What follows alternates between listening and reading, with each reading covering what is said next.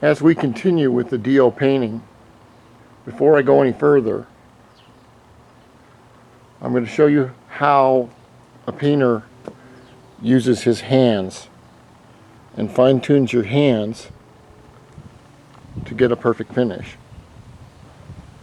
Now, if you've never heard of this before, well, it's a standard practice, and if you've ever dealt with taking your car into a painter, you'll notice he rubs his hands. He'll rub his hands palm flat all around here, and the fingertips. And he'll rub his hands like this. He won't even look at his hands. He'll just rub his hands on your car. Because your eyes can be deceiving. Let's take this mirror, for instance. Look at that. We've got a picture with, or a video with me in it. The mirror right here is it has to be perfectly smooth for the coating on the back of the mirror to reflect back to us. And what I want you to do is to take your hand. My hands are kind of bent due to my age. But take your hand and put them flat on the mirror like this. With your knuckles and your palm and your fingers, I want you to rub up and down. And see if you feel anything. Anything at all. Any kind of ripples, any kind of anything. And you probably won't feel anything, because that's the way the glass is. It has to be smooth like this. That is what the surface that we want when we go to spray the final coat. Does that make sense out there? Yes, I know, it makes sense. Thanks, Randy.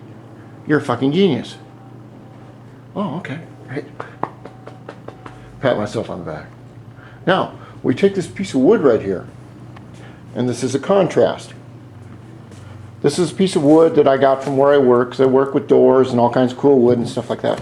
If you take your hands and rub them like I showed you, with the fingertips down and your knuckles down, right there, right here, and the palm of your hand down, and you rub it, you feel ripples, okay?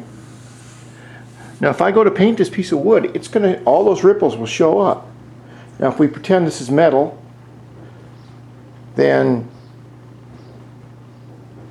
anything that you feel will show up in the paint. So the trick is to feel as less things as you can.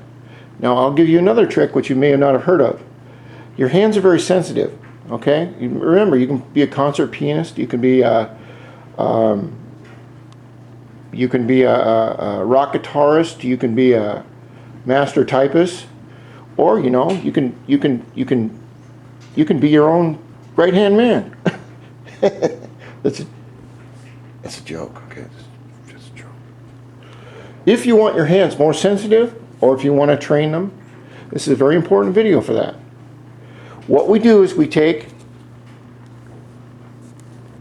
a piece of thin material, cloth. The best stuff to use, I think, myself, would be like your t-shirt material, okay? Now, what this does is magnifies the feelings in your fingertips and your hands. If you don't believe me, try it. It's hard to do like this. But as you go up and down the panel, or whatever you're going up and down on, okay, and you'll feel, it will exaggerate the feeling of the smoothness, and you can feel the roughness a lot better.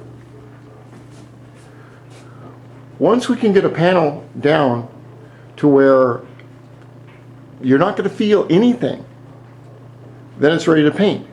When there's no ripples, no bumps, it takes a while to get the technique down. But as you get better on it, it will tell you what your eyes won't show you. All right, now we're going to go out and go over the paint. And I realize that this video, it is taking a long time. I work constantly, 40, 50 hours a week. And I want to get this bike running, painted, but I can't do it half-ass. I cannot do a Mickey Mouse boho bullshit job. I just can't. All right, next video.